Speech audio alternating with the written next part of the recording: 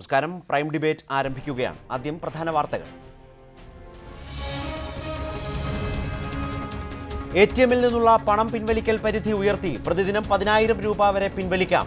ആഴ്ചയിൽ പരമാവധി 24,000 രൂപ തന്നെ 35,000 ഉയർത്തിയേക്കും. ക്യാഷ്ലെസ് ഇടപാടുകൾ കൂട്ടാൻ കേന്ദ്ര സർക്കാരിന് ബുദ്ധി ഉപദേശിച്ചു ബാങ്കുകൾ. ATM സൗജന്യ ഇടപാടുകൾ പ്രതിമാസം 3 കുറയ്ക്കണം.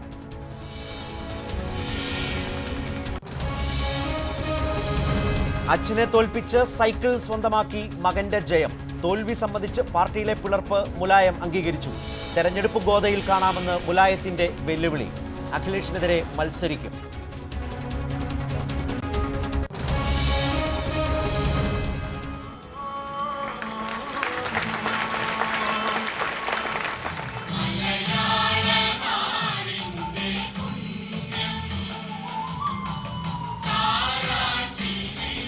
കൗമാരകലയ്ക്ക് വർണ്ണാഭമായ തുടക്കം കുറിച്ച് കലയുടെ ഊരായി കണ്ണൂർ. സാംസ്കാരിക പാരമ്പര്യം വിളിച്ചോതി ഘോഷയാത്ര.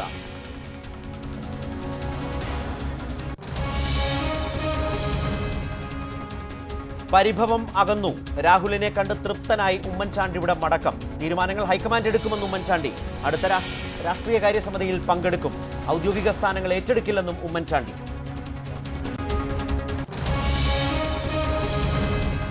പോലീസ് തലപ്പത്ത് വൻ അഴിച്ചുപണി. ഇന്റലിജൻസ് ADGP സ്ഥാനത്ത് നിന്ന് R ശ്രീലേഖയെ നീക്കി. പകരം BS മുഹമ്മദ് യാസിന് നിയമനം. ശ്രീലേഖ ജയിൽ മേധാവി.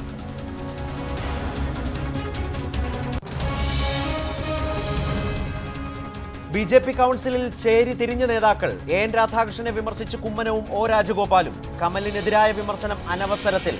CK പത്മനാഭനെതിരെ രൂക്ഷ വിമർശനം. വിമർശനങ്ങളെ കൂസാതെ CKP. അഭിപ്രായ വ്യത്യാസമല്ല, വ്യത്യസ്ത അഭിപ്രായമാണുള്ളതെന്ന് വിശദീകരണം.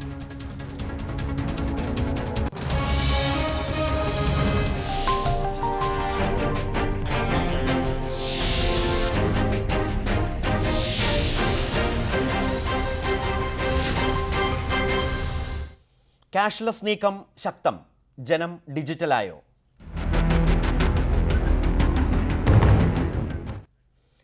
പണം പിൻവലിക്കലിന് ഏർപ്പെടുത്തിയിരുന്ന കടുത്ത നിയന്ത്രണങ്ങളിൽ വളരെ ചെറിയ ഇളവുമായി RBI തീരുമാനം വന്നു. ATM പണം പിൻവലിക്കൽ പരിധി ഉയർത്തി. പ്രതിദിനം 10,000 രൂപ വരെ പിൻവലിക്കാം. എന്നാൽ ആഴ്ചയിൽ പരമാവധി 24,000 രൂപ മാത്രമേ ഇനിയും പിൻവലിക്കാനാകൂ. ഇത് 35,000 ഉയർത്തിയേക്കുമെന്നും ചില റിപ്പോർട്ടുകളുണ്ട്. അതേസമയം ക്യാഷ്ലെസ് ഇടപാടുകൾ കൂട്ടാനുള്ള നീക്കവും ശക്തമാണ്. ഈ വഴിക്ക് കേന്ദ്ര സർക്കാരിന് ബുദ്ധി ഉപദേശിച്ചു ബാങ്കുകളും രംഗത്ത് വന്നു. ATM സൗജന്യ ഇടപാടുകൾ പ്രതിമാസം 3 കുറയ്ക്കണം. ഇങ്ങനെ കുറച്ചാൽ ഇടപാടുകാരുടെ ഡിജിറ്റൽ ഉപഭോഗം കൂടുമെന്നാണ് കണക്കുകൂട്ടൽ. ഈ നിർദ്ദേശങ്ങൾ വളരെ പ്രധാനപ്പെട്ട ചില ചോദ്യങ്ങളും ഉയർത്തുന്നുണ്ട്. ATM സേവന നിയന്ത്രണം നല്ലതാണോ? ഈ രീതിയിലുള്ള ബാങ്കുകളുടെ നിർദ്ദേശം ഉചിതമാണോ? ഇപ്പോഴത്തെ ക്യാഷ്ലെസ് ഇടപാടുകൾ പരാതിരഹിതമാണോ? ഉപഭോക്താക്കളുടെ പരാതികളിൽ പരിഹാരം ഉണ്ടാകുന്നുണ്ടോ? സർവീസ് ചാർജ് സംബന്ധിച്ച പ്രശ്നങ്ങൾ, പരാതികൾ, അതുമായി ബന്ധപ്പെട്ട പരാതികൾ അവഗണിക്കാമോ? ക്യാഷ്ലെസ്സിൽ ഗ്രാമീണ മേഖലയ്ക്ക് എന്ത് പരിഗണനയും സംരക്ഷണവുമാണ് ഉള്ളത്? ഈ പ്രശ്നങ്ങൾ വാസ്തവത്തിൽ രാഷ്ട്രീയ പാർട്ടികൾ പരിഗണിക്കുന്നുണ്ടോ? പ്രൈം ഡിബേറ്റ് ചർച്ച ചെയ്യുകയാണ്. ഇപ്പോൾ ഈ ചർച്ചയിൽ പങ്കെടുക്കുന്നത് ഉന്നത ബാങ്ക് ഉദ്യോഗസ്ഥൻ ശ്രീ S ആദികേശവൻ, ഒപ്പം തന്നെ സാമ്പത്തിക വിദഗ്ധൻ ശ്രീ ഷൈജുമോൻ, C ചാക്കുണ്ണി, മലബാർ ചേംബറിൻ്റെ മുൻ പ്രസിഡന്റ്, ഒപ്പം തന്നെ യൂണിയൻ ബാങ്കിലെ ഉദ്യോഗസ്ഥൻ ശ്രീ VK ആദർശ്, സോഷ്യൽ മീഡിയയിൽ വളരെ ശ്രദ്ധേയമായ സാമൂഹ്യ നിരീക്ഷണങ്ങൾ നടത്തുന്ന ശ്രീ ആദർശ്, പെട്രോളിയം ട്രേഡേഴ്സ് ഫെഡറേഷൻ്റെ സംസ്ഥാന പ്രസിഡന്റ് ശ്രീ തോമസ് വൈദ്യനെ പിന്നാലെ ടെലിഫോൺ ലൈനിൽ പ്രതീക്ഷിക്കുന്നു. ഒപ്പം തന്നെ ഞങ്ങളുടെ പ്രതിനിധികൾ തിരുവനന്തപുരത്ത് നിന്ന് ബിജുവും കോഴിക്കോട് നിന്ന് ഷഹീദും പ്രേക്ഷകരുടെ പ്രതികരണം ഇക്കാര്യത്തിൽ ക്യാഷ്ലെസ് ആവാനുള്ള നീക്കത്തിൽ തങ്ങളുടെ ആശങ്കകൾ, തങ്ങളുടെ പിന്തുണ, തങ്ങളുടെ പ്രതികരണങ്ങൾ ഇതെല്ലാം പങ്കുവെക്കാൻ പ്രേക്ഷകർക്കൊപ്പം അവർ ചേരും. ഫേസ്ബുക്കിലൂടെയും പ്രേക്ഷകർക്ക് വളരെ സജീവമായ ഈ ജനകീയ പ്രശ്നത്തിൽ നിങ്ങളുടെ അഭിപ്രായങ്ങൾ രേഖപ്പെടുത്താവുന്നതാണ്. ആദ്യം ശ്രീ ആദികേശവൻ, ഡിമോണിറ്റൈസേഷൻ അഥവാ നോട്ട് പിൻവലിക്കൽ, അസാധുവാക്കൽ പ്രശ്നം ആശയപരമായി എല്ലാവരും പിന്തുണച്ചപ്പോഴും അതിൻ്റെ നടപടികളിലായിരുന്നു വലിയ വിമർശനം ഉയർന്നത്. ജനങ്ങൾക്ക് വലിയ ബുദ്ധിമുട്ട് സമ്മാനിച്ചു. ആ ബുദ്ധിമുട്ടുണ്ടായി എന്ന് കേന്ദ്ര സർക്കാർ തന്നെ ഏതാണ്ട് 50 ദിവസം കഴിഞ്ഞപ്പോൾ തുറന്നു സമ്മതിച്ചു. നല്ലൊരു ഭാവിക്ക് വേണ്ടിയാണ് എന്നു മാത്രം. ഇവിടെ അത് കഴിഞ്ഞ് ക്യാഷ്ലെസ് കറൻസി രഹിത ഒരു വ്യവസ്ഥയിലേക്ക് നീങ്ങുമ്പോൾ അതും ഈ പറഞ്ഞതുപോലെ എല്ലാ നടപടികളും സ്വീകരിച്ച് പരാതിരഹിതമായി തന്നെയാണോ ഈ നീക്കം ശക്തമായി മുന്നോട്ട് പോയിക്കൊണ്ടിരിക്കുന്നത്? താങ്കളുടെ ഒരു അനുഭവം എന്താണ് പറയാനാവുക? ആദ്യം ഞാനിതിൻ്റെ ചെറിയ ഒരു കണക്ക് മാത്രം പറയാം. അപ്പോൾ അതായത് ഈ പ്രശ്നം എവിടെയാണ് കിടക്കുന്നത് എന്നുള്ളത് നമുക്ക് മനസ്സിലാക്കാൻ പറ്റും. March 31, 2016 currency with the public, അതായത് പൊതുജനങ്ങളുടെ കയ്യിലുണ്ടായിരുന്ന കറൻസി RBIയുടെ സ്റ്റാറ്റിസ്റ്റിക്സ് പ്രകാരം 16,50,000 കോടിയായിരുന്നു. ഞാനിന്ന് വരുന്നതിന് മുമ്പേ നോക്കിയപ്പോൾ ഇത് 9,50,000 കോടി അല്ലെങ്കിൽ 10 ലക്ഷമായി കുറഞ്ഞിരിക്കുന്നു. അപ്പോൾ പെട്ടെന്ന്, അതായത് ഒരു 2 മാസത്തിൻ്റെ കാലയളവിനുള്ളിൽ മാർച്ച് 31 തൊട്ട് നവംബർ വരെ ഏകദേശം 16 ലക്ഷം കോടി ഉണ്ടായിരുന്ന കറൻസി വിത്ത് ദ പബ്ലിക് അത് പെട്ടെന്ന് 10 ലക്ഷം കോടിയായി കുറഞ്ഞിരിക്കുന്നു. അതാണ് നമ്മുടെ രാജ്യത്ത് ഇന്നുണ്ടായിരിക്കുന്ന പ്രധാനപ്പെട്ട പ്രശ്നം. പക്ഷേ അതിനോടൊപ്പം തന്നെ ഈ ഗവൺമെൻറ് ഇതൊരു പെട്ടെന്നുണ്ടായ ഒരു തീരുമാനമല്ല. ഇതിൻ്റെ ഒരു നടപടികളുടെ തുടർച്ചയായിട്ടാണ് ഇതിനെ കാണുന്നത്. കാരണം ഒക്ടോബർ മാസം പുറത്തിറങ്ങിയ ഒരു ഡിജിറ്റൈസേഷൻ റിപ്പോർട്ടിൻ്റെ ആമുഖത്തിൽ നമ്മുടെ അമിതാഭ് കാന്ത്, നീതി ആയോഗിൻ്റെ CEO, അദ്ദേഹം പറയുന്നുണ്ട് ഡിജിറ്റൈസേഷൻ കൊണ്ട് ലെസ് ക്യാഷ് ഇക്കോണമി ഉണ്ടാക്കാൻ പറ്റും, അതുപോലെ തന്നെ ബ്ലാക്ക് മണി കൺട്രോൾ ചെയ്യാൻ പറ്റും എന്നൊക്കെ പറയുന്നുണ്ട്. അപ്പോൾ അതാണ് പൊതുവെയുള്ള ഉദ്ദേശം. പക്ഷേ ഇത് എത്രത്തോളം പെട്ടെന്ന് ഈ ഡിജിറ്റൈസ്ഡ് മോഡിലേക്ക് ജനങ്ങൾക്ക് മാറാൻ പറ്റും, നമ്മുടെ ഗ്രാമീണ മേഖലയിലും സാധാരണ ആൾക്കാരും, ഇപ്പോൾ അധികം വിദ്യാഭ്യാസമില്ലാത്തവരും ജൻധൻ യോജന അക്കൗണ്ട് മാത്രം വെച്ചുകൊണ്ട് പൊതുവേ ഈ ഗാഡ്ജറ്റ്സും ഒക്കെ ഉപയോഗിക്കാനായിട്ടുള്ള ഒരു പരിചയമില്ലാത്ത ആൾക്കാർ ധാരാളമുണ്ട്. അപ്പോൾ ഇവരെ എത്ര പെട്ടെന്ന് നമുക്ക് ഈ ഉപകരണങ്ങളിലേക്ക് തിരിക്കാൻ പറ്റും എന്നുള്ളതാണ് ഏറ്റവും വലിയ വെല്ലുവിളി. അത് എൻ്റെ ഒരു വ്യക്തിപരമായ അഭിപ്രായത്തിൽ ഒരു 6 മാസം അല്ലെങ്കിൽ 9 മാസം വളരെയധികം പണിപ്പെട്ടാൽ ബാങ്കുകളും സന്നദ്ധ സംഘടനകളും, ഇപ്പോൾ ഗവൺമെൻറ് എനിക്ക് തോന്നുന്നു യുവാക്കളെ ഇതിനു വേണ്ടി ഈ വോളണ്ടിയേഴ്സായിട്ട് റിക്രൂട്ട് ചെയ്യാൻ ശ്രമിക്കുന്നുണ്ട്. അങ്ങനെയൊക്കെ കൂട്ടായ ഒരു പരിശ്രമം നടന്നു കഴിഞ്ഞാൽ സാധാരണക്കാരെ, മറ്റുള്ളവരെ, ഇപ്പോൾ എന്നെയോ ശരത്തിനെയോ അല്ലെങ്കിൽ ഇതിൽ പങ്കെടുക്കുന്നവരെയോ കേൾക്കുന്നവരെയോ ഒക്കെ വിട്ടാലും, ഞാൻ പൊതുവെ കാണുന്നത് ഇപ്പം വഴിവക്കത്ത് പച്ചക്കറി കച്ചവടം ചെയ്യുന്ന ആൾക്കാർ, മത്സ്യ കച്ചവടം ചെയ്യുന്ന ആൾക്കാർ, കർഷകർ, ഇവരെയൊക്കെ എങ്ങനെ ഇതിലേക്ക് നമുക്ക് കൊണ്ടുവരാൻ പറ്റും? ഇത് ഒരു ഓവർനൈറ്റ് നമുക്ക് പറ്റില്ല. ഇതിന് കുറച്ച് സമയം വേണം. 6 മാസം അല്ലെങ്കിൽ 9 മാസം തീവ്രമായ കൂട്ടായ ഒരു പരിശ്രമമുണ്ടെങ്കിൽ ഈ നമ്മൾ ഉദ്ദേശിക്കുന്ന ഡിജിറ്റൽ മോഡിലേക്ക് ഇവരെ കൊണ്ടുവരാൻ പറ്റും. അങ്ങനെ കൊണ്ടുവന്നാലേ നമ്മൾ ഉദ്ദേശിക്കുന്ന രീതിയിലുള്ള ഗുണം ഈ മൂവിൽ നിന്നും, ഈ ഒരു കാര്യത്തിൽ നിന്നും നമുക്ക് കിട്ടുകയുള്ളൂ. ഞാൻ താങ്കളിലേക്ക് മടങ്ങി വരാം. ശ്രീ ആദർശ്, ഇന്ത്യ എന്ന ഒരു മഹാരാജ്യം, അതിൻ്റെ ഗ്രാമീണ മേഖല, അതിൻ്റെ കാർഷിക മേഖല, ഇതുമായി ബന്ധപ്പെട്ട അവർ യഥാർത്ഥത്തിൽ ഈ പറയുന്ന ഡിജിറ്റൽ എക്കണോമിയുടെ ഏത് തലത്തിൽ നിൽക്കുന്നു എന്ന് ഏറെക്കുറെ നമ്മൾക്ക് എല്ലാവർക്കും അറിയാവുന്നതാണ്. ക്യാഷ്ലെസ് എക്കണോമിയിലേക്കുള്ള ഒരു നീക്കം ശക്തമാകുമ്പോൾ അത് യഥാർത്ഥത്തിൽ ഈ പറഞ്ഞ സമസ്ത മേഖലകളെയും പരിഗണിച്ചുകൊണ്ടുള്ളതാണ് എന്ന് പൂർണ്ണമായി പറയാനാകുമോ? ശ്രീ ആദികേശവൻ തന്നെ അക്കാര്യത്തിൽ ഒരു വലിയ ആശങ്ക പങ്കുവച്ചല്ലോ. അത് മാറ്റിവെച്ചാൽ തന്നെ ഇന്നിപ്പോൾ ബാങ്കുകൾ, ഏറ്റവും പ്രധാനപ്പെട്ട ATM സർവീസിൽ നോട്ട് ക്ഷാമം തുടരുന്ന ഒരു സമൂഹത്തിൽ, ഒരു രാജ്യത്ത് നിലവിലെ ഇടപാടുകളുടെ സൗജന്യം എന്നതുപോലും നിയന്ത്രിക്കണം. അതൊരു തീരുമാനമായിട്ടില്ല, നിർദ്ദേശം മാത്രമാണ്. പക്ഷേ അങ്ങനെ ഒരു നിർദ്ദേശം വെക്കാൻ കഴിയുന്ന അങ്ങനെ ഒരു നിർദ്ദേശം വെക്കാൻ തന്നെ ബാങ്കുകൾക്ക് കഴിയുന്നു എന്നതുപോലും അത്ഭുതപ്പെടുത്തുന്നതല്ലേ ഒരു തരത്തിൽ?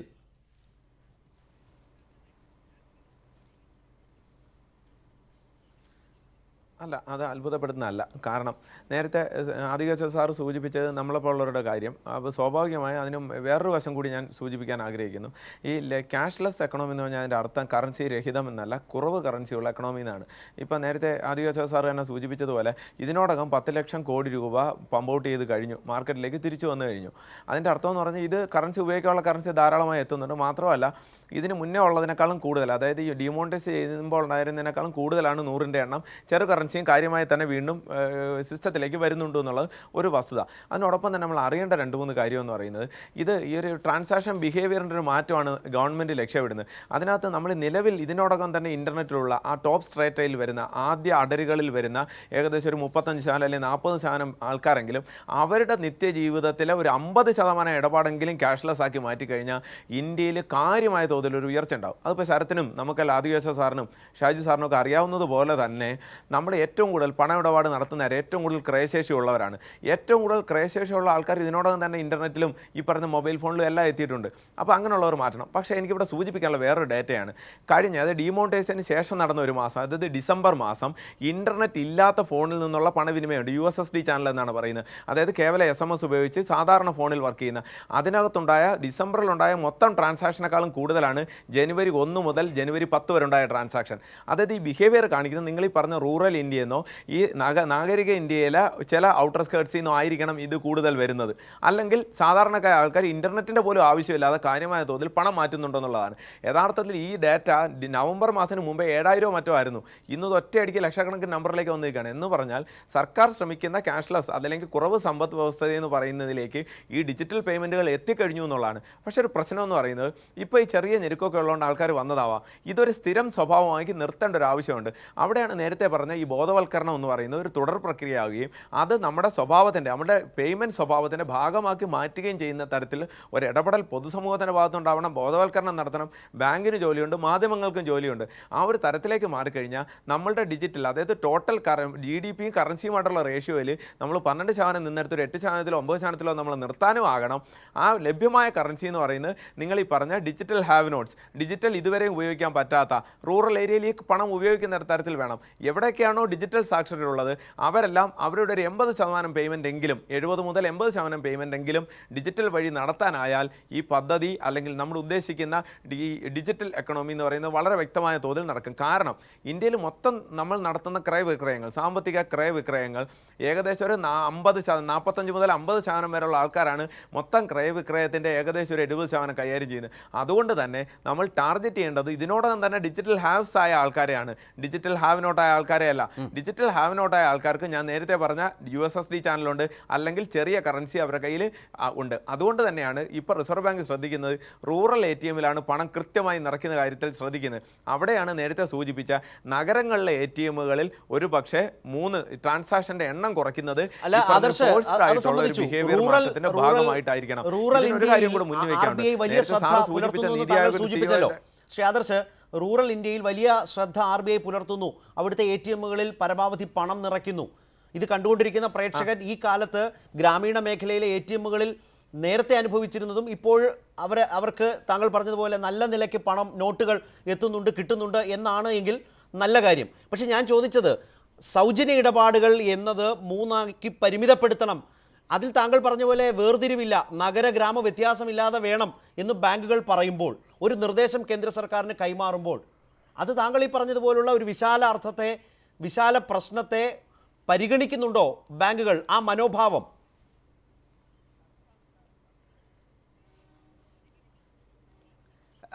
അതിന് പിന്നെ ഈ ശരത്താണ് ഇവിടെ ചർച്ചയിലേക്ക് 3 കൊണ്ടുവന്നത്. നിലവിലെ അവസ്ഥ എന്താണെന്ന് അറിയാം. ഇന്ത്യയിലെ മെട്രോകളിൽ 3 അതായത് അവരവരുടെ ATM 3, മറ്റുള്ളവരുടെ ATM 3, നമുക്കൊക്കെ 5. അതും ഏറ്റവും കുറവാണ്. ചില ബാങ്കുകൾ അത് ഉയർത്തി കൊടുത്തിട്ടുണ്ട്. അതായത് റിസർവ് ബാങ്ക് പറയുന്നത് കുറവാണ്. ഇപ്പോൾ ഇന്ത്യയിലെ എല്ലാ ബാങ്കുകളും 5 അല്ല, ചില ബാങ്കുകൾ 8 സൗജന്യം അനുവദിക്കുന്നുണ്ട്. പലതും ഏറ്റവും കുറവാണത്. അത് 3 എന്ന് കേൾക്കുമ്പോൾ അത് ഇന്ത്യ മുഴുവനാണെന്നുള്ള ഒറ്റ ധാരണയിൽ നമ്മൾ എത്തി ചർച്ച മുന്നോട്ട് കൊണ്ടുപോകുന്നതിനകത്ത് അപകടമുണ്ട്. കാരണം നിലവിൽ തന്നെ മെട്രോയിൽ 3. അപ്പം മറ്റുള്ള നഗരങ്ങളെയും കൂടെ 3 കൊണ്ടുവരാനുള്ള ശ്രമമായിരിക്കണം. ആ ഡോക്യുമെന്റ് പൂർണ്ണമായി കാണാതെ നമുക്ക് അതിനകത്ത് ഒരു അഭിപ്രായം പറയാൻ പറ്റത്തില്ല. മറിച്ച് ഈ ATM-ന്റെ ഫ്രീ ബജറ്റിന് മുന്നോടിയായി ബാങ്കുകൾ കേന്ദ്ര സർക്കാരിന് നൽകിയ നിർദ്ദേശങ്ങളിലാണ് ഇത് അടങ്ങിയിരിക്കുന്നത്. ഞാൻ അതുകൊണ്ടാണ് പറഞ്ഞത് നിർദ്ദേശമാണ്, തീരുമാനമല്ല. താങ്കൾ പറഞ്ഞത് നിലവിൽ നടന്നുകൊണ്ടിരിക്കുന്ന നടപടികളാണ്. പൊതുവിൽ നമ്മൾക്ക് എല്ലാവർക്കും 5 ഇടപാടുകൾ, അതേസമയം മെട്രോകളിൽ 3 സമ്മതിച്ചു. പക്ഷേ പ്രീ ബജറ്റ് ഡിസ്കഷന്റെ ഭാഗമായി ബാങ്കുകളിൽ നിന്ന് പോയൊരു നിർദ്ദേശത്തിൽ അത് അടങ്ങിയിരിക്കുന്നു. ഒരു സെക്കൻഡ് ശ്രീ ആദർശ്, ആദർശ് ഒന്ന് പറഞ്ഞു തീർത്തോട്ടെ ശ്രീ ആദികേശവൻ. അതന്നെ ആ നിർദ്ദേശത്തിൽ എന്താണ് തെറ്റ്? കാരണം ബാങ്കുകൾക്ക് നിർദ്ദേശിക്കാം, സർക്കാരോ RBI അല്ലേ നടപ്പാക്കേണ്ടത്. ഞാൻ ചോദ്യം ചെയ്തത് ബാങ്കുകളുടെ മനോഭാവത്തെ തന്നെയാണ്. താങ്കൾ പറഞ്ഞ പോലെ ഗ്രാമ നഗര വ്യത്യാസമില്ലാതെ പണത്തിന് ഞെരുക്കം അനുഭവിക്കുന്ന ഒരു കാലത്ത്, ഈ 3 തവണ 5 തവണ പോലും തികയാതിരിക്കുന്ന ഒരു കാലത്ത് 3ലേക്ക് കൊണ്ടുവരിക, ഡിജിറ്റൽ ഇടപാടുകളെ പ്രോത്സാഹിപ്പിക്കുക എന്ന് പറയുമ്പോൾ താങ്കൾ പറഞ്ഞ ഗ്രാമീണ മേഖലയുടെ ആനുകൂല്യം വരുന്നില്ല ബാങ്കുകളുടെ മനോഭാവത്തിൽ. ഞാൻ മടങ്ങി വരാം. ഇവിടെ ശ്രീ ആദികേശവൻ കൂട്ടിച്ചേർക്കാനുള്ളത് മറ്റുള്ളവരിലേക്കും വേഗം പോകാം. അതായത് ഈ ആദർശ് പറഞ്ഞതുപോലെ ഇപ്പോൾ റിസർവ് ബാങ്ക് പറഞ്ഞിരിക്കുന്നത് മിനിമം 5 ട്രാൻസാക്ഷൻസ് നോൺ മെട്രോയിലും മിനിമം 3 ട്രാൻസാക്ഷൻ മെട്രോയിലും കൊടുക്കണമെന്നാണ് ബാങ്കുകൾക്കുള്ള നിർദ്ദേശം. അതിൽ തന്നെ പല ബാങ്കുകളും ഈ SB അക്കൗണ്ടിൽ എത്ര ബാലൻസ് ഉണ്ടോ അതിന് അനുപാതമായി ഫ്രീ ട്രാൻസാക്ഷൻസ് നടത്താനായിട്ടുള്ള അനുവാദം കൊടുത്തിട്ടുണ്ട്. ഉദാഹരണത്തിന് ഇപ്പോൾ സ്റ്റേറ്റ് ബാങ്ക് ഗ്രൂപ്പിലാണെങ്കിൽ 25,000 രൂപ SB അക്കൗണ്ടിലുണ്ടെങ്കിൽ എത്ര തവണ വേണമെങ്കിലും സ്റ്റേറ്റ് ബാങ്കിൻ്റെ ATMസിൽ ട്രാൻസാക്ഷൻസ് നടത്താം. അപ്പോൾ ഇതൊരു യൂണിഫോം ആയിട്ടുള്ള കാര്യമല്ല എന്നാണ് ഞാൻ പോയിന്റ് ഔട്ട് ചെയ്യാൻ ഉദ്ദേശിച്ചത്. അതിലൊരു യൂണിഫോമിറ്റി ഇല്ല, ഒരു ഏകീകൃത സ്വഭാവം ഇല്ല എന്നിരിക്കെ ബാങ്കുകൾ പങ്കുവെച്ച മനോഭാവത്തെക്കുറിച്ച് മാത്രമാണ് വീണ്ടും പറയുന്നു, ഒരു തീരുമാനം അങ്ങനെ വന്നിട്ടില്ല. പക്ഷേ ഈ കാലത്ത് ബാങ്കുകൾ പങ്കുവെക്കുന്ന മനോഭാവത്തിലെ ഒരു വിയോജിപ്പാണ് ഞാൻ രേഖപ്പെടുത്തിയത്. ശ്രീ ഷൈജുമോൻ, ഇവിടെ ഇതൊരു പ്രശ്നമായി നിൽക്കുന്നു. വളരെ വേഗത്തിൽ ക്യാഷ്ലെസ് എക്കണോമി എന്ന് പറയുന്ന, നമ്മൾ കറൻസി രഹിതമെന്നും ശ്രീ ആദർശ് കറൻസി കുറവെന്നും പറയുന്ന ആ ഒരു പ്രതിഭാസമുണ്ടല്ലോ, അതിലേക്കുള്ളൊരു ഇന്ത്യയുടെ സഞ്ചാരം, അത് ശ്രീ ആദികേശവൻ പറഞ്ഞതുപോലെ 6 മാസം കൊണ്ട് സാധ്യമാണോ? ഇപ്പോൾ തന്നെ ഇടപാടുകാരുടെ ഭാഗത്തു നിന്ന് വരുന്ന പരാതികൾ, അവരുടെ നിലപാടുകൾ, അവരുടെ നിർദ്ദേശങ്ങൾ, വിമർശനങ്ങൾ, അത് നമുക്ക് രണ്ടാം ഭാഗമായി കാണാം. ഈ ഒരു ആശയം, ഇതിൻ്റെ മുന്നോട്ട് പോക്ക്, അത് കേവലം 6 മാസത്തെ അവബോധം കൊണ്ട് ഇന്ത്യയിലാകെ നടത്തിയെടുക്കാൻ കഴിയുന്ന ഒരു സ്ഥിതിവിശേഷത്തിലാണോ രാജ്യം നിൽക്കുന്നത്? ശ്രീ ശരത്, എനിക്കിതിനകത്തൊരു ആദികേശവൻ സാറ് പറഞ്ഞതിനോട് ഒരു വിയോജിപ്പുള്ളത്, ഒരിക്കലും 6 മാസം കൊണ്ട് ഈ പരിപാടി നടത്താക്കാൻ പറ്റത്തില്ല. കാരണം നമ്മൾ മനസ്സിലാക്കേണ്ടത്, നമ്മുടെ literacy rate, normal literacy rate തന്നെ 72-73% എന്നാണ് പറയുന്നത്. ഫങ്ഷണൽ ലിറ്ററസി വേൾഡ് ബാങ്ക് പറയുന്നത് 45% എത്തിയിട്ടുള്ളൂ. അതായത് ഒരു പേഴ്സൺ ലിറ്ററേറ്റ് ആയതുകൊണ്ട് ഫങ്ഷൻ ചെയ്യാൻ പറ്റുന്ന അവസ്ഥയെന്ന് പറയുന്നത് 50% താഴെ ആൾക്കാർക്കേ ഉള്ളൂ. ഡിജിറ്റൽ ട്രാൻസാക്ഷൻ അല്ലെങ്കിൽ ഡിജിറ്റൽ എക്കോണമി ഇപ്പോൾ ഉള്ളത് 10% താഴെ ആൾക്കാർക്കാണ്. 10% താഴെ ആൾക്കാർക്ക് മാത്രമേ ഈ ഡിജിറ്റലിലേക്ക് പോയിട്ടുള്ളൂ. നമ്മുടെ ലിറ്ററസി മിഷൻ വന്നപ്പോഴേക്കും അറിയാം എത്ര നാളെടുത്തെന്ന്. അപ്പോൾ ഞാൻ പറയുന്നത്, ഞാൻ വളരെ പ്രതീക്ഷയോടുകൂടിയാണ് ഇതിനെ കാണുന്നത്. പക്ഷേ 6 to 9 months കൊണ്ട് എന്തായാലും എത്താൻ പോകുന്നില്ല. ഒരു 3 to 5 years concerted effort, focused effort from different channels ഉണ്ടായാലേ അത് സാധ്യമാവും. പക്ഷേ ഇന്ത്യയിൽ അത് സാധ്യമാക്കാൻ എളുപ്പമാണ്. 6 മാസം 9 മാസം അല്ല, ഒരു 5 വർഷം കൊണ്ട്. കാരണം എന്താണെന്ന് പറഞ്ഞാൽ 65% ആൾക്കാരും ഇന്ത്യയിൽ 35 വയസ്സിൽ താഴെയുള്ളവരാണ്. യങ് ഇന്ത്യയാണ്. അപ്പം മെജോറിറ്റി പോപ്പുലേഷൻ എന്ന് പറയുന്നത് 35 വയസ്സ് താഴെ ആയതുകൊണ്ട് അവർ ടെക്നോളജിയിലേക്ക് മാറാനുള്ള ടെക്നോളജി അവേർഷൻ അവർക്ക് കുറവായിരിക്കും. അതുകൊണ്ട് മാറി വരും. ഇനി ആദർശ് പറഞ്ഞ ഒരു കാര്യത്തിലോട്ട് എനിക്ക് പറയാനുള്ളത്, ആദർശ് പറഞ്ഞത് വളരെ കറക്റ്റാണ്.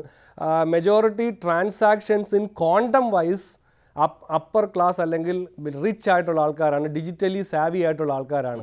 അതായത് നമ്മുടെ രാജ്യത്തുള്ള ഏകദേശം പണത്തിൻ്റെ 60% ട്രാൻസാക്ട്, അല്ലെങ്കിൽ GDPയുടെ 60% ട്രാൻസാക്ട് ചെയ്യുന്നത് അവരായിരിക്കാം.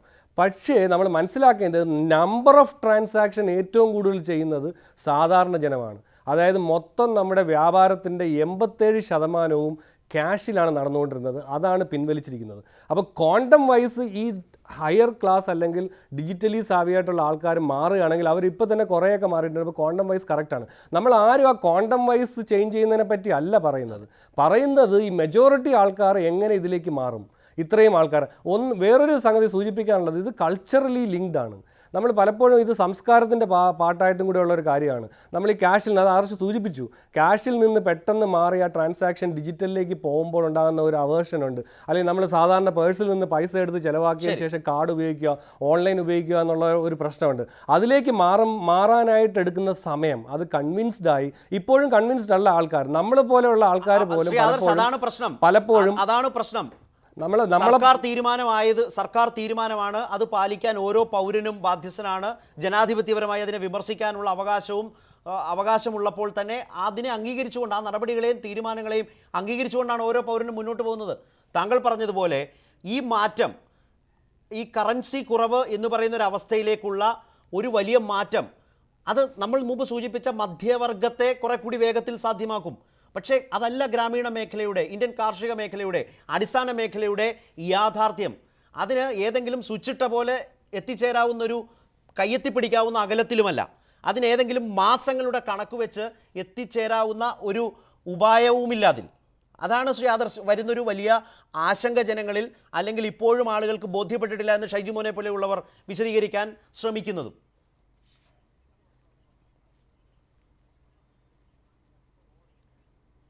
അല്ല, ഷൈജു സാർ പറഞ്ഞാൽ വളരെ കറക്റ്റാണ്. കാര്യം എന്താണെന്നറിയാം, ഒന്നെന്ന് പറയുന്നത് ഈ ട്രാൻസാക്ഷൻ്റെ പിന്നെ ഈ മൂല്യം, അതായത് പണത്തിൻ്റെ മൂല്യം വെച്ച് നോക്കുകഴിഞ്ഞാൽ ഞാൻ നേരത്തെ പറഞ്ഞ ആദ്യത്തെ 30% കൂടുതൽ ട്രാൻസാക്ട് ചെയ്യുന്നത്. പക്ഷേ ട്രാൻസാക്ഷൻ്റെ എണ്ണം വെച്ച് നോക്കുകഴിഞ്ഞാൽ ഈ താഴെക്കടയിലാണ്, അത് ലോ ടിക്കറ്റ് ട്രാൻസാക്ഷനാണ് കൂടുതൽ നടക്കുന്നത്. അവിടെയാണ് ഞാൻ നേരത്തെ പറഞ്ഞ USSDയുടെ കാര്യം.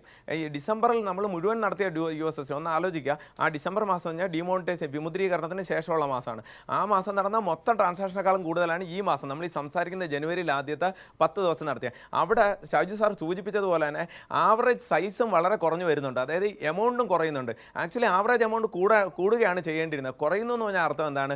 ഇനി ഇൻ്റർനെറ്റ് ഇല്ലാതെ ഇത്രയധികം ആൾക്കാർ പണം ഉപയോഗിച്ചെങ്കിൽ അവർ ആരായിരിക്കണം?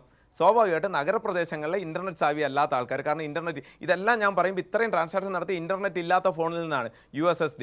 അതായത് നമ്മൾ കെനിയയിലും ബംഗ്ലാദേശിലടക്കം പല രാജ്യങ്ങളും പ്രയോഗിച്ച തന്ത്രങ്ങൾ. പക്ഷേ ഒരു പ്രശ്നം, ഇതിനു മുന്നേ 2 കാര്യങ്ങൾ കൂടി അറിയണം. ഇന്ത്യയിൽ 6 ലക്ഷം ഗ്രാമങ്ങളുണ്ട്. ഇന്ത്യയിൽ ഏകദേശം 1.25 ലക്ഷം, 1.35 ലക്ഷം ബാങ്ക് ശാഖകളേ ഉള്ളൂ, 2 ലക്ഷം ATMകളേ ഉള്ളൂ. അപ്പോൾ നഗര ഒരു വിടവ് ഇതിനകത്ത് ഉണ്ട് എന്നുള്ളതുകൊണ്ട്, അത് നേരത്തെ ഞാൻ പറഞ്ഞ കറൻസി രഹിതം എന്നുള്ളത് നിങ്ങൾക്ക് വളരെ ബുദ്ധിമുട്ടാണ്. കറൻസി കുറവെന്നുള്ളത് സമ്മതിക്കാൻ പോലും, അത് അംഗീകരിച്ചാൽ തന്നെ ഈ പറഞ്ഞ ചെറിയ നോട്ടുകളുണ്ടല്ലോ, നോട്ടില്ലാത്ത അവസ്ഥയിലുണ്ട്. ഈ 10 ലക്ഷം കോടിയുടെ നോട്ട് ഇവിടെ ഉണ്ട്. നേരത്തെ 15 ലക്ഷം കോടിയുടെ നോട്ടായിരുന്നു ഉണ്ടായിരുന്നത്.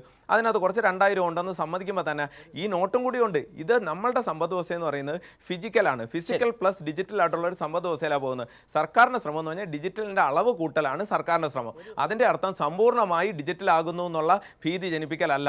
സമ്പൂർണ്ണമായി ഡിജിറ്റൽ ആകണ്ട. ഇപ്പോൾ എനിക്ക് മീൻകാരിക്ക് കാശ് കൊടുക്കണം, അല്ലെങ്കിൽ പച്ചക്കറിക്ക് കാശ് കൊടുക്കണമെങ്കിൽ കറൻസി തന്നെ കൊടുക്കണം. പക്ഷേ ഞാൻ KSEBയുടെ ചാർജ് കൊടുക്കുന്നുണ്ടെങ്കിൽ, ഞാൻ BSNLയുടെ ചാർജ് കൊടുക്കുന്നുണ്ടെങ്കിൽ, ഞാൻ നിങ്ങളുടെ TV-യുടെ വരിസംഖ്യ കൊടുക്കുന്നുണ്ടെങ്കിൽ അത് ഡിജിറ്റൽ ആകുക തന്നെ വേണം. അത് ശരിയാണ്. പക്ഷേ ബാങ്കുകൾ പങ്കുവെച്ച മനോഭാവത്തിൽ ഈ വേർതിരിവില്ല എന്നാണ് ഞാൻ പറഞ്ഞു വന്നത്. അതായത് ശ്രീ ആദർശ്, ഞാൻ ചോദ്യമായി അങ്ങോട്ട് വരികയല്ല. പക്ഷേ ഞാൻ ചോദിക്കുന്നത്, ബജറ്റുമായി ബന്ധപ്പെട്ട ഒരു പ്രീ ബജറ്റ് ഡിസ്കഷനിൽ ശരത്തെ ബാങ്ക് ഇലക്ട്രോണിക് ട്രാൻസാക്ഷൻ ഒരു പരിധിയും രാജ്യത്ത് നിലവിലില്ല. എത്ര ഡിജിറ്റൽ ട്രാൻസാക്ഷൻ നടത്താവുന്നേ ഉള്ളൂ. അതല്ലല്ലോ ഞാൻ പറഞ്ഞു വന്നതാണ്. ആദർശ്, പരിധിയില്ല, പരിധി നിയന്ത്രിക്കാൻ ആദർശ്, ഞാൻ പറഞ്ഞത് പരിധി ഉണ്ടെന്നല്ല, സൗജന്യ ഇടപാടുകൾ പരിമിതപ്പെടുത്തണം. എന്തിനാണ്? പകരം ഡിജിറ്റൽ ഉപഭോഗം കൂടും എന്ന് പറയുമ്പോൾ അതിൽ വേർതിരിവിന്റെ പ്രശ്നമില്ല. അത് ഗ്രാമ നഗര മേഖലകൾക്ക് ഒരുപോലെയാണ്. ഞാൻ ആ മനോഭാവത്തെക്കുറിച്ച് മാത്രമാണ് പറഞ്ഞത്. ശരത്ത് പറയുന്നതിന് ഒരു കാര്യം ഞാൻ സൂചിപ്പിച്ചോട്ടെ. വളരെ ഇമ്പോർട്ടൻ്റ് ആയിട്ടുള്ള ഒരു പോയിന്റ് ശരത്ത് സൂചിപ്പിച്ച് നമ്മൾ ചർച്ച ചെയ്യപ്പെടാതെ പോയി. കാരണം ഈ ATM വിഡ്രോവലിൻ്റെ 20 rupees എന്ന് പറയുന്ന സർവീസ് ചാർജ് എമൗണ്ട് ഓഫ് വിഡ്രോവലിനെ ബേസ് ചെയ്തല്ല, നമ്പർ ഓഫ് വിഡ്രോവലിനെ ബേസ് ചെയ്താണ്. അപ്പോൾ 10,000 രൂപ ഇപ്പോൾ ഈ ലിമിറ്റ് കൂട്ടിയിട്ടുണ്ട്. 10,000 രൂപ വിഡ്രോ ചെയ്യുന്ന ഒരാൾക്കും സാധാരണ ജനം 500 രൂപ വിഡ്രോ ചെയ്താലും 20 രൂപ അധികം പോകുമ്പോൾ ചാർജ് ചെയ്യും. കൂടാതെ SBIയുടെ ആദികേശവ സാറോട് ഇരിപ്പുണ്ട്, 2015-16 കണക്ക് പറയുന്നത് ATMയിൽ നിന്ന് അവർക്ക് കിട്ടുന്ന പ്രോഫിറ്റ് 2015-16 47% കൂടുതലാണ്. അതായത് 310 കോടി രൂപ അധിക വരുമാനമായി വന്ന്. മാത്രമല്ല ഓൺ കൗണ്ടർ ട്രാൻസാക്ഷൻ കുറഞ്ഞത് കാരണം സ്റ്റാഫിനെ കുറച്ചത് വഴിയും SBIക്ക് ലാഭം ഉണ്ടായിട്ടുണ്ട്. SBIയുടെ കണക്ക് മാത്രമേ അവർ പുറത്തുവിട്ടുള്ളൂ, ബാക്കിയുള്ളവർ പുറത്തുവിട്ടിട്ടില്ല. അപ്പോൾ അതുകൊണ്ട് പ്രോഫിറ്റബിലിറ്റി ഒരു പ്രശ്നം തന്നെയാണ്. കൂടാതെ മറ്റൊരു പ്രശ്നം കൂടെ ഉണ്ട്. 23 രൂപയാണ് ചാർജ് ചെയ്യുന്നത്, 20 രൂപയല്ല. 20 രൂപയും പ്ലസ് 15% ടാക്സ് കൂടെ ചേർത്ത് 23 രൂപയാണ്. അപ്പോൾ ഈ 3 രൂപ ഗവൺമെന്റിന് പോകുന്നുണ്ട്. ഷൈജുവിലേക്ക് വരാം. ശ്രീ ആദികേശവൻ, നേരത്തെ പറഞ്ഞോലെ ATMൽ എൻ്റെ അക്കൗണ്ടിൽ കിടക്കുന്ന പണം എൻ്റെ ATM, എനിക്ക് എത്ര തവണ വേണമെങ്കിലും കയറി എടുക്കാം പണം ഉണ്ടെങ്കിൽ. അതിനെ നിയന്ത്രിക്കാൻ ആർക്കും കഴിയില്ല. പക്ഷേ അതിലെ സൗജന്യ ഇടപാട് എന്നതിൽ വരുത്തുന്ന ഒരു നിയന്ത്രണം, നേരത്തെ പറഞ്ഞ സർവീസ് ചാർജിൻ്റെ പ്രശ്നം, ഈ നോട്ട് ക്ഷാമത്തിൻ്റെ കാലത്ത് ATMിലെല്ലാം കയറി പണത്തിന് വേണ്ടി ശ്രമിച്ച് 4ാമത്തെ തവണ പണം കിട്ടിയ ആൾക്ക് ആ 3 തവണ പരിശ്രമിച്ചതടക്കം നേരത്തെ ഷൈജുമോൻ പറഞ്ഞതുപോലെ സർവീസ് ചാർജ് ഈടാക്കിയിട്ടുണ്ട്. ശ്രീ ആദികേശവൻ, ശരത്തെ, അതാണ് ഇത്. അതായത് ഇതിൻ്റെ മൊത്തത്തിലുള്ള ഒരു മാക്രോ പിക്ചർ വേണം നമ്മൾ കാണാൻ.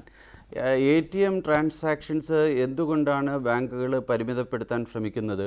നമുക്ക് വീണ്ടും ഈ 16 ലക്ഷം അല്ലെങ്കിൽ 16 ലക്ഷം കോടി കറൻസി ഇൻ സർക്കുലേഷനിലേക്ക് പോകണോ, അതോ 10, 11, 12 ലക്ഷം വെച്ചുകൊണ്ട് നമ്മുടെ ഇക്കണോമിക് ഗ്രോത്ത് നമുക്ക് പ്രോത്സാഹിപ്പിക്കാൻ സഹായിക്കണോ? ഇതാണ് നമ്മുടെ മുമ്പിലുള്ള ചോദ്യം. അവിടെയാണ് പ്രകടമായ വൈരുദ്ധ്യം നിൽക്കുന്നത്. എനിക്ക് ഞാൻ 2 ഭാഗം ആദ്യമേ പറഞ്ഞത് ഇതുകൊണ്ട് തന്നെയാണ്. നേരത്തെ ഷൈജു പറഞ്ഞ പോലെ ഇടപാടുകാർ ഉന്നയിക്കുന്ന അവരുടെ അനുഭവത്തിലെ കാര്യങ്ങൾ ഞങ്ങളുടെ തന്നെ പ്രതിനിധികളുടെ വിവരങ്ങളിലേക്ക് വേണം. ശ്രീ ആദികേശൻ, ഒരു വിശദീകരണം കൂടി താങ്കളിൽ നിന്ന് വേണം. ഇത് യഥാർത്ഥത്തിൽ ഈ പറഞ്ഞതുപോലെ ഈ പ്രശ്നങ്ങൾ താങ്കൾ പറഞ്ഞ പോലെ ഇടപാടിനെ, സൗജന്യത്തെ ചുരുക്കുക എന്ന് പറഞ്ഞാൽ അത് ഗ്രാമീണ മേഖലയെ ബാധിക്കും എന്ന് ഒറ്റ വായനയിൽ മനസ്സിലാകുമല്ലോ. ഇല്ല, അതിൽ ഒരു വ്യത്യാസം കൂടി ഞാൻ പറയാം.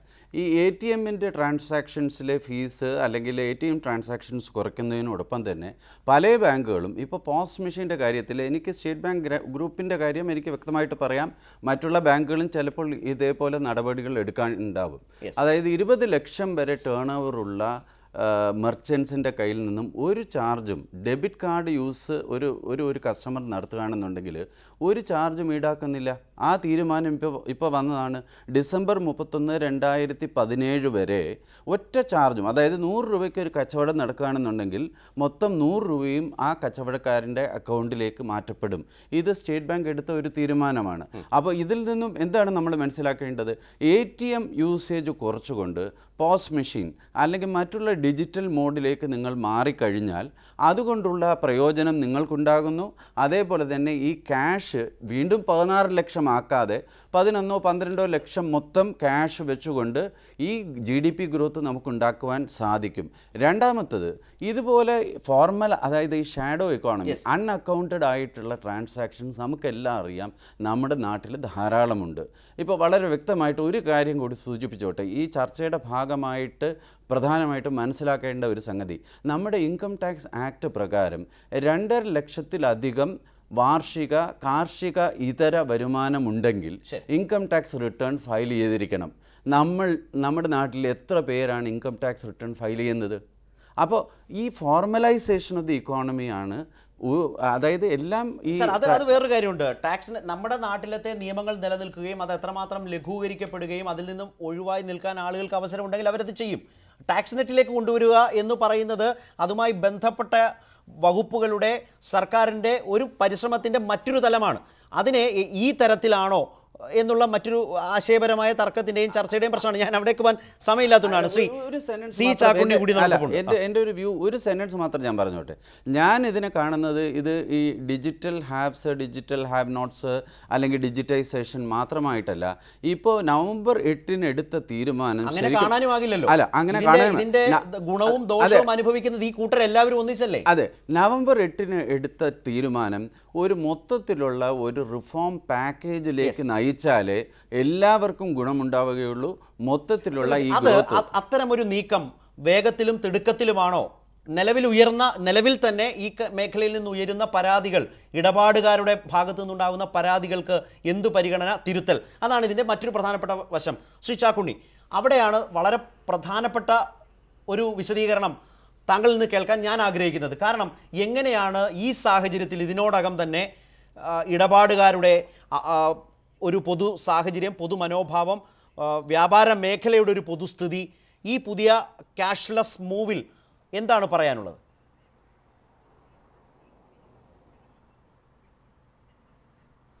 ക്യാഷ്ലെസ്, അതായത് ഡിജിറ്റൽ ട്രാൻസാക്ഷൻ പ്രോത്സാഹിപ്പിക്കണമെങ്കിൽ ഇൻസെൻറ്റീവ് കൊടുക്കാൻ വേണ്ട, അതിന് ചാർജ് ഈടാക്കരുത്. അത് പ്രോത്സാഹിപ്പിക്കാൻ വേണ്ടിയിട്ട് ഇൻസെൻറ്റീവ് ഉണ്ട്. ഇപ്പോൾ പെട്രോള് ക്യാഷ്ലെസ് ആയിട്ട് അടിച്ചാൽ നമ്മൾ ഇൻസെൻറ്റീവ് കൊടുക്കുന്നുണ്ട്. അതുപോലെ ഇത് ജനങ്ങളെ ബോധവൽക്കരിക്കാനും ജനങ്ങളെ ഈ നെറ്റിലേക്ക് കൊണ്ടുവരാനും ക്യാഷ്ലെസ് പ്രാക്ടീസ് പ്രോത്സാഹിപ്പിക്കാനായിട്ട് തീർച്ചയായിട്ടും കോടിക്കണക്കിന് ലാഭമുള്ള ബാങ്കുകളാണ് ഇൻസെൻറ്റീവ് കൊടുത്തിട്ട് വരണം. അതോടൊപ്പം തന്നെ ഹെൽപ്പ് ഡെസ്കും വേണം. ഇപ്പോൾ ഗ്രാമത്തിനൊരു നീതി, നഗരത്തിനൊരു നീതിയാണ് ഇവിടെ ഉള്ളത്. അപ്പോൾ അത് ATM എന്നായാലും എന്തായാലും ഇത് കുറേ കൂടി ഒന്ന് ജനങ്ങളിലേക്ക് എത്തിക്കുന്നതിന് വേണ്ടിയിട്ട് ഇത്തരം കാര്യങ്ങളിലേക്ക് പെട്രോളിനും ഇന്ധനത്തിന് ക്യാഷ്ലെസ് കൊടുക്കുന്ന ഇൻസെൻറ്റീവ് മാതിരി ക്യാഷ്ലെസ് ട്രാൻസാക്ഷൻ കൊടുക്കണം. ഇപ്പോൾ ചെറുകിട കച്ചവടക്കാരാണ് ഇപ്പോൾ ഏറെ ബുദ്ധിമുട്ടിയിരിക്കുന്നത് ഈ കാര്യത്തിൽ. അവരെ സംബന്ധിച്ച് ഇത് പെട്ടെന്ന് അതിലേക്ക് മാറാൻ അവർക്ക് കഴിയുന്നില്ല. അതേപോലെ തന്നെ ടെലിഫോൺ, നേരത്തെ സൂചിപ്പിച്ച മാതിരി ടെലിഫോൺ ബില്ല് അങ്ങനെയുള്ള കാര്യങ്ങളൊക്കെ നമുക്ക് ഓൺലൈനിലായിട്ടും ക്യാഷ്ലെസ് ആയിട്ടും അടയ്ക്കാൻ കഴിയും. അപ്പോൾ ഈ എല്ലാവരും ഇതിൽ കൊണ്ടുവരുന്നതിന് വേണ്ടിയിട്ട് കൂടുതൽ ഹെൽപ്പ് ഡെസ്കുകൾ സ്ഥാപിക്കണം. അതുപോലെ ബോധവൽക്കരണ ക്ലാസ്സുകൾ സ്ഥാപിക്കണം, ബോധവൽക്കരണം നടത്തണം. അത് നമ്മൾ ATM എടുത്താൽ അതിന് നിയന്ത്രണം വയ്ക്കാം. 3 പ്രാവശ്യം എടുക്കാൻ പാടില്ല, അതിൽ കൂടുതൽ എടുക്കുന്നതിന് സർവീസ് ചാർജ് ഈടാക്കുക. അതുപോലെ തന്നെ ഗ്രാമങ്ങളിലൊരു നീതി, നഗരങ്ങളൊരു നീതി എന്നുള്ളത് നമുക്ക് എടുക്കാൻ കഴിയില്ല. അപ്പോൾ എല്ലാവർക്കും ഒരു തുല്യ നീതി എല്ലാവരും ഈ നെറ്റിലേക്ക് കൊണ്ടുവരണമെങ്കിൽ കുറേ കൂടി ഒരു ഉദാരമായ സമീപനമാണ് ബാങ്കുകളുടെ ഭാഗത്തു നിന്നായാലും സർക്കാരിൻ്റെ ഭാഗത്തു നിന്നായാലും ഉണ്ടാകേണ്ടത്.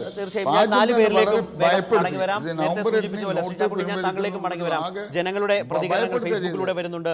സാധാരണ ജനങ്ങൾ ദുരിതത്തിലായി എന്ന് കമരു സൂചിപ്പിക്കുന്നു. നൌഷാദ്, നമ്മുടെ അടിസ്ഥാന സൗകര്യം വികസിച്ചിട്ട് ഡിജിറ്റലിൽ തിളങ്ങാം, ദുരിതത്തിലുള്ള ജനങ്ങൾക്ക് എന്ത് ഡിജിറ്റൽ?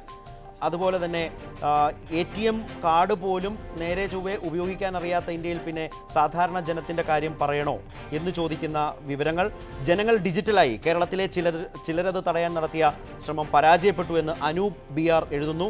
ഡിജിറ്റൽ ഇടപാട് സാധാരണ ജനങ്ങൾക്ക് ഏറെ പ്രയാസം സൃഷ്ടിക്കും എന്ന് A. ഷാജഹാൻ്റെ ഫേസ്ബുക്ക് പോസ്റ്റ്.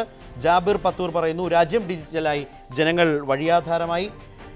കഷ്ടപ്പെട്ടുണ്ടാക്കുന്ന പൈസ മുഴുവൻ പിൻവലിക്കാൻ പറ്റാത്ത അവസ്ഥയിലാണ് ജനങ്ങൾ. ഷോപ്പിൽ Paytm വഴി പൈസ വാങ്ങാൻ അവർ മടിക്കുന്നു. എങ്ങനെ ഡിജിറ്റലാകും? ഡിജിറ്റൽ ആകില്ല. മൊബൈൽ പോലും ഓപ്പറേറ്റ് ചെയ്യാൻ 70% പേർക്ക് പോലും അറിയില്ലല്ലോ എന്ന് ബിന്ദു സാബു ചോദിക്കുന്നു. ഡിജിറ്റലൈസേഷൻ നല്ലതാണ്, പക്ഷേ ഇൻഫ്രാസ്ട്രക്ചർ ശരിയായി വരേണ്ടതുണ്ട്. ഇന്ത്യ പോലൊരു രാജ്യത്ത് അതിന് സമയം എടുക്കില്ലേ? നേരത്തെ ചർച്ച ചെയ്ത ഭാഗത്തെ പരാമർശിച്ചുകൊണ്ടുള്ള ചോദ്യങ്ങൾ ബഷീർ വാണിയക്കാട് എന്ന പ്രേക്ഷകൻ ഫേസ്ബുക്ക് പോസ്റ്റിലൂടെ പറയുന്നു. 2019 ഡിജിറ്റലായി മാറും, അപ്പോഴാകും എല്ലാം ഡിജിറ്റലായി മറ്റും മാറുക എന്ന മട്ടിലൊക്കെയുള്ള പ്രതികരണങ്ങൾ, നിരവധിയായ പ്രതികരണങ്ങൾ. ചിലത് മാത്രമാണ് ഞാനിവിടെ ഓർമ്മിച്ചത്. ഞങ്ങളുടെ പ്രതിനിധികൾ ചേരുകയാണ് പ്രേക്ഷകർക്കൊപ്പം ഒരു ചെറിയ ഇടവേളയ്ക്ക് ശേഷം.